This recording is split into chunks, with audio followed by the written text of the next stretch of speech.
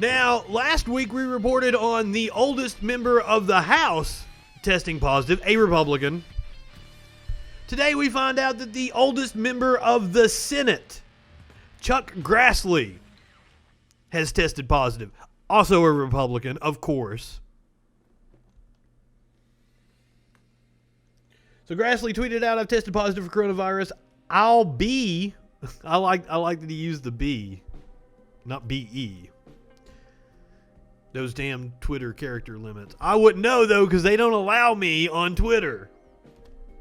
"I'll be following my doctor's orders, CDC guidelines, and continue to quarantine. I'm feeling good. We'll keep up on my work for the people of Iowa from home. I appreciate everyone's well wishes, prayers. Look forward to resuming my normal schedule soon."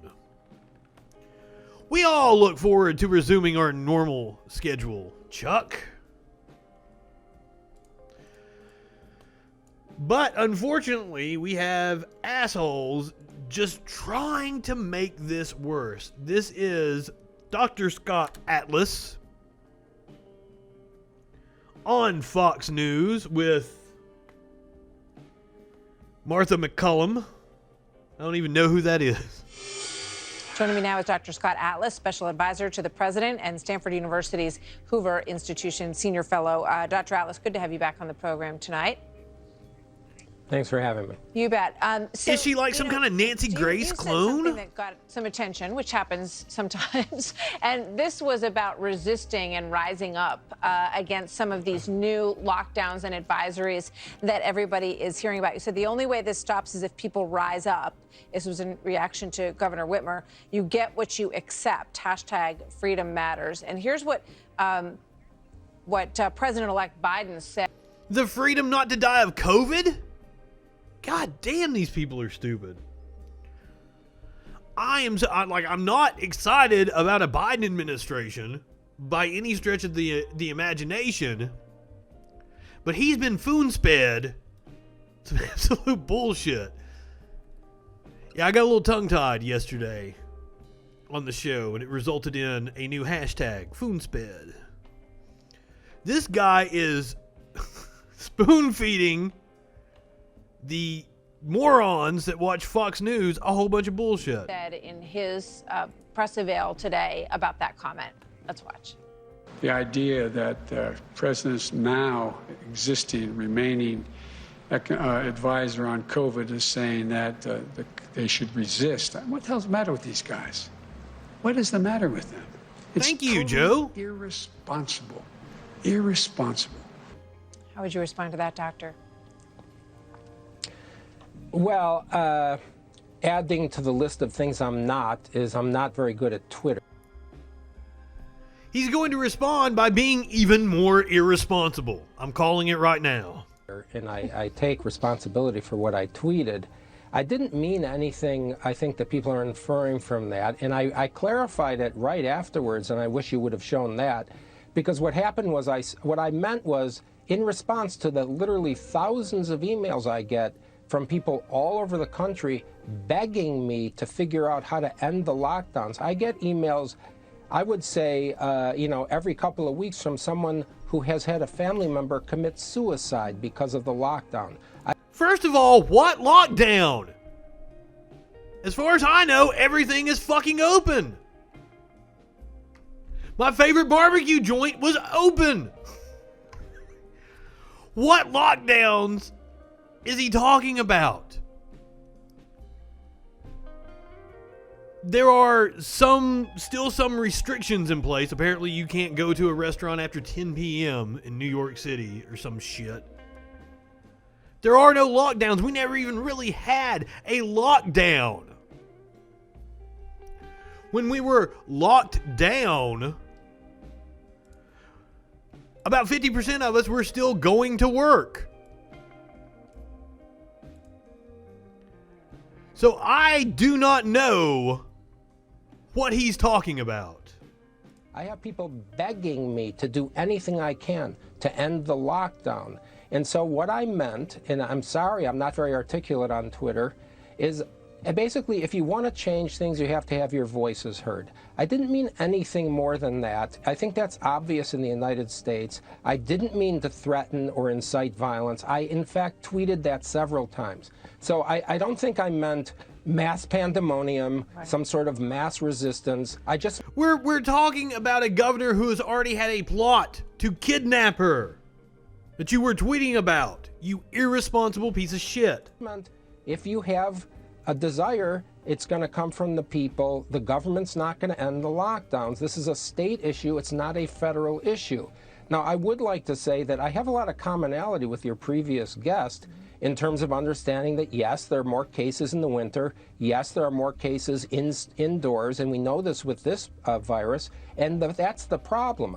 When you lock down, and because we had states that were restricting businesses, restricting activities, we forced cases restricting. There you go. In this season, when you cannot social distance, it's exactly this reason why it's more dangerous now that we slowed cases from coming up into the winter. You can't social distance from your elderly family member when you can't go outside. So yes, I agree we should have activities outside. Yes, I agree we need ventilation.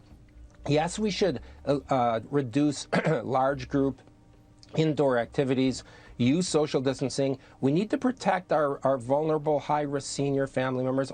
So how do you do that? You want to restrict mass gatherings. How do you do that? With restrictions on businesses, correct?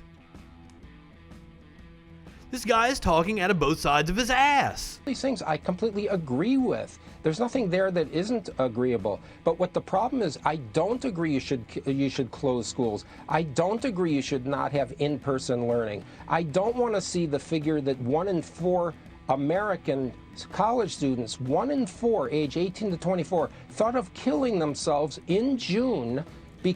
Pay them money. Pay people money to sit home and jack off.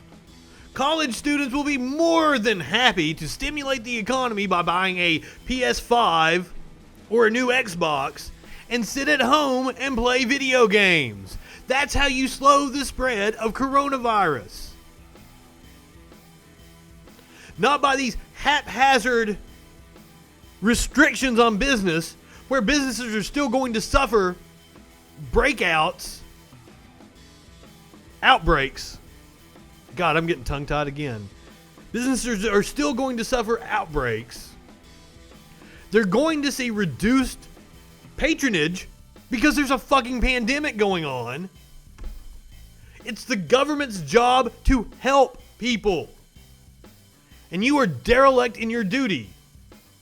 Because of the lockdown. I have children that age myself. We know what they're suffering from with isolation. Yep. And this kind of isolation is one of the unspoken tragedies of the elderly who are now being told, don't see your family at Thanksgiving. For many people, this is their final Thanksgiving, believe it or not. Yeah, because they're going to die of COVID because of idiots like you. Advocating, which is a whole person, whole health policy. It's not about just stopping cases of COVID. We have to talk about the damage of the policy itself. So what does the federal government do? It's what I've advised. It's what the administration has been doing. We supply resources. We do everything we can to target high-risk seniors inside nursing homes, outside nursing homes. We give resources. We give personnel to hospitals who request them. The administration has developed Operation Warp Speed, this incredible drugs like the Lilly drug, reducing hospitalizations of high-risk seniors by 70%. The vaccine approvals, these are the timelines, by the way, that me and the president were pilloried for saying. Yep. Yet these timelines were correct, and these people should admit that they were wrong. I think Trump said we were going to have a vaccine before the election. Resources where it's needed. We want to protect the elderly, but we cannot lock down. Understood. And that is what you have said. Once again, railing against these imaginary lockdowns, here is QAnon representative Marjorie Taylor Greene talking about how gyms are small businesses that have been devastated by the government-mandated shutdowns. So she posted this of herself in her room because she can't go to a gym in Washington, D.C. That's exactly what he's wanting. now, as people pointed out on Twitter, there are multiple gyms that are open. Your hotel gym is open from 5 a.m. until 11 p.m. False. This woman is a dangerous liar. They have capacity limits for the reason Dr. Atlas just stated.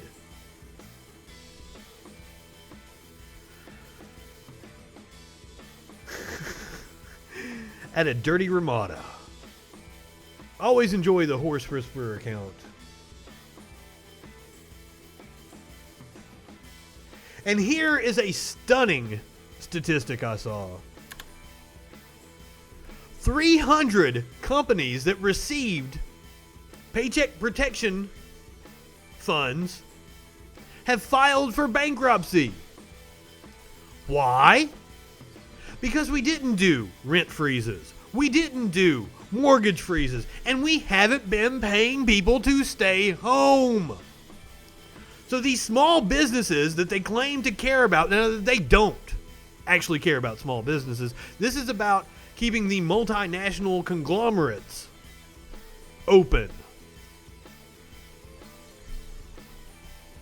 Small businesses are suffering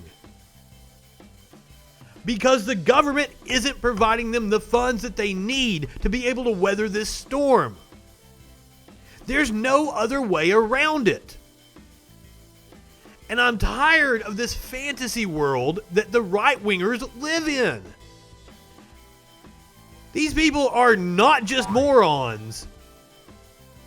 They're absolutely dangerous.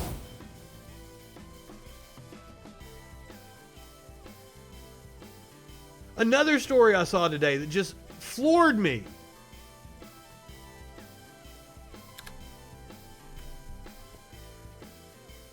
Mall Santas. The pandemic has impacted everyone's job this year. It's even forcing the hardest working jolly old man during the holidays to make some big changes. Santa is making adjustments so that he can Mall Santas keep everyone healthy behind plexiglass.